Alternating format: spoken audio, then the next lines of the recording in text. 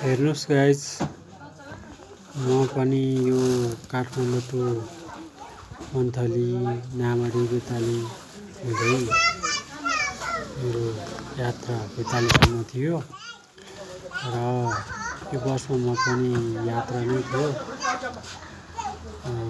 यो मन्थली भन्ने ठाउँमा गएर यो चामल लोड गरेको अवस्था हो। लगभग चामलको